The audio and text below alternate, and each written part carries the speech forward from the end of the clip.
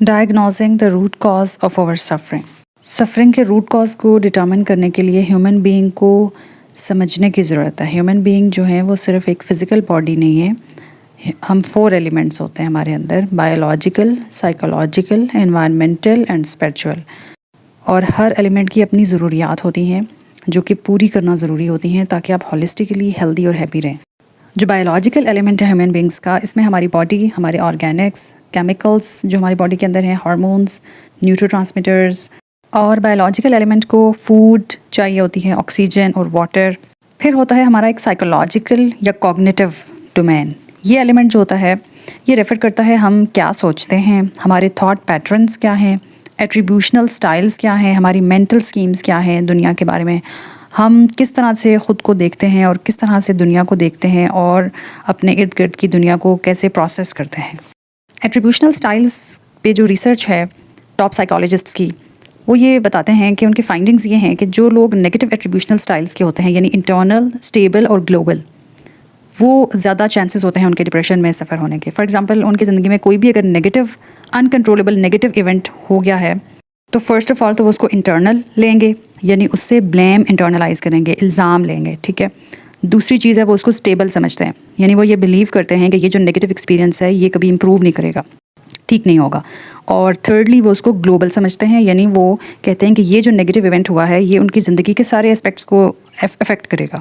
اسی طرح ان لوگوں کی لائف میں جب کوئی پازیٹیو ہیپننگ ہوتی ہے تو یہ اسی آرڈر کو ریورس کر لیتے ہیں، یعنی ایکسٹرنل، انسٹیبل اور لوکل. یعنی جب کوئی پازیٹیو ایونٹ ان کی زندگی میں ہوتا ہے تو اس کو فرسٹ آف آل وہ ایکسٹرنل دیکھتے ہیں، یعنی یہ جسٹ لک کی وجہ سے ہو گیا یا ویسے ہی ہو گیا. دوسرا وہ یہ سمجھتے ہیں کہ یہ ٹیمپریری ہے، یہ پازیٹیو تھنگ جو ہوئی ہے یہ ٹیمپریری ہے، انسٹیبل سمجھتے ہیں.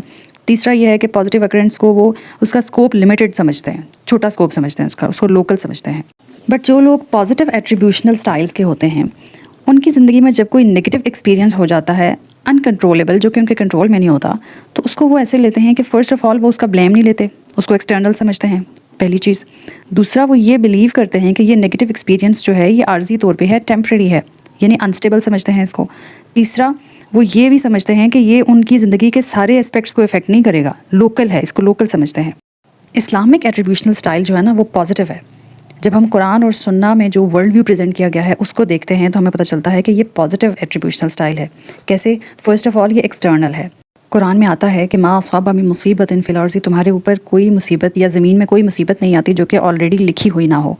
تو جو چیزیں ہمارے کنٹرول میں نہیں ہوتی، نیگیٹو چیزیں، ان میں بلیم انٹرنلائز نہیں کرنا، بلکہ جو تقدیر پہ ہمارا ایمان ہے وہ ہمیں یہ سکھاتا ہے کہ ہم کچھ چیزوں کو جو ہمارے کنٹرول میں نہیں ہیں ہم ان کو ایکسیپٹ کرتے ہیں اور ان کو ایکسٹرنل سمجھتے ہیں، بلیم نہیں لیتے اس سے.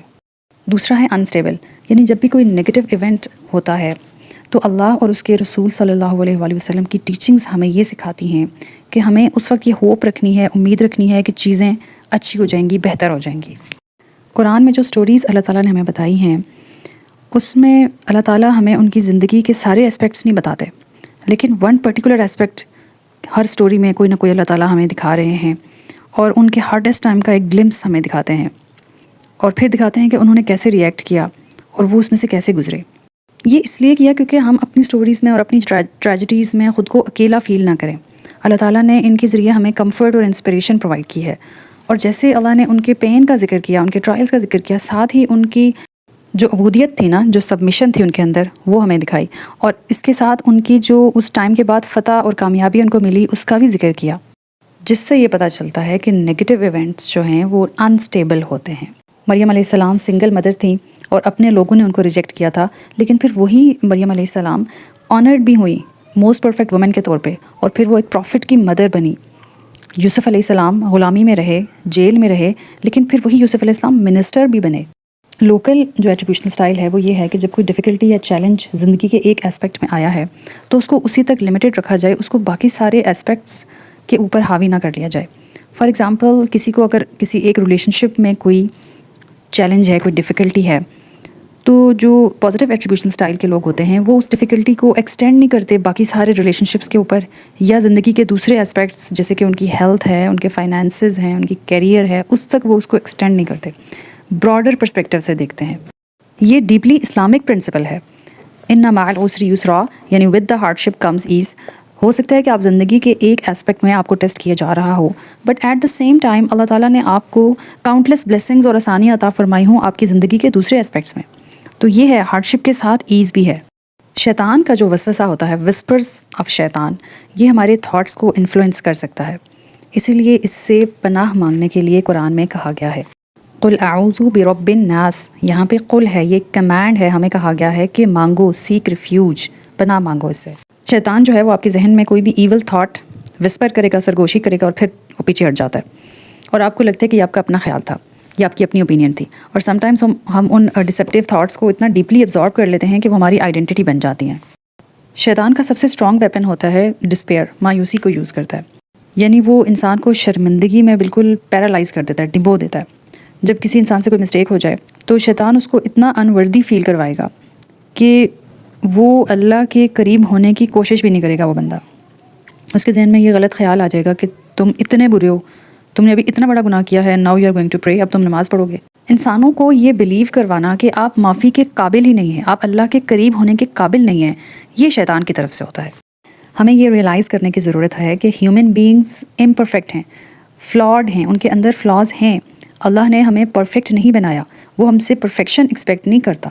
اللہ تعالیٰ ہم سے چاہتے ہیں کہ ہم ان کی طرف پلٹیں اور ان سے توبہ استغفار کریں. جب اللہ کی یہ انڈرسٹینڈنگ، ان کی رحمت اور ان کی معاف کرنے کی جو یہ ہیلدی انڈرسٹینڈنگ ہمارے اندر ہوگی، تو پھر ہم جو ہے وہ شیطان کے مینٹل آنسلاٹ کو اوورکم کر سکتے ہیں. اسی لیے ہمیں ریممبرنس آف اللہ کی تلقین کی گئی ہے. ذکر، قرآن، صلاح، یہ شیلڈ کے طور پہ ایکٹ کرتی ہیں شیطان کے وسوسوں سے. پھر ہمارا ایک اور ایلیمنٹ ہوتا ہے ہیومن بینگز کا، وچ از انوائرمنٹل. یہ ریفر کرتا ہے کہ ہمارا سوشل سرکل کیا ہے، کن کنڈیشنز میں ہم رہتے ہیں اور کام کرتے ہیں، اور ہم اپنا ٹائم اسپینڈ کہاں کرتے ہیں، ہمارے ارد گرد کے لوگ کیسے ہیں، اور ہماری عادات کیسی ہیں، ہماری ڈائٹ اینڈ سلیپ روٹینز کیسی ہیں. ایک ہیلدی انوائرمنٹ جو ہوتا ہے نا، یہ بہت ضروری ہوتا ہے آپ کی اوور آل ویل بینگ کے لیے. اور فورتھ ایلیمنٹ ہے اسپرچل ہیومن بینگز کا فورتھ ایلیمنٹ، جو کہ ہمارا قلب، دل اور ہماری روح ہوتی ہے. یہ ہمارا اٹرنل پارٹ ہوتا ہے، یعنی ہمیشہ والا پارٹ، جو کہ ہمارے ساتھ قبر اور پھر آگے کی زندگی میں بھی ہمارے ساتھ موو کرتا ہے. اور اس پارٹ کی بھی کچھ اسینشیل نیڈز ہوتی ہیں، ضروریات ہوتی ہیں. اگر ان کو نگلیکٹ کیا جائے تو اس سے بھی آپ گریٹ پین میں سفر کریں گے. اس کو بھی اسپرچل آکسیجن اور فوڈ چاہیے ہوتی ہے، اور کلینزنگ چاہیے ہوتی ہے، پروٹیکشن چاہیے ہوتی ہے. اس کا جو کی ایلیمنٹ ہوتا ہے نا، وہ ہوتا ہے غیب کی چیزیں. جیسے غیب میں شیطان بھی ہے، ایول آئی، نظر بد بھی ہے، حسد بھی ہے، سحر یا جادو وغیرہ. تو ریممبرنس آف اللہ جو ہے، ذکر، وہ اس سے پروٹیکشن بھی ہے اور ان ساری چیزوں کا علاج بھی ہے. اور وہ اس اسپرچول ایلیمنٹ کی غذا ہے، آکسیجن ہے، فوڈ ہے.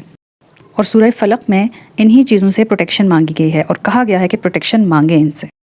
تو اپنے پینس کو یا اپنی سفرنگز کے روٹ کاز کو ڈٹرمن کرنے کے لیے ہمیں ان چاروں ایلیمنٹس کو ایگزامن کرنا ضروری ہے.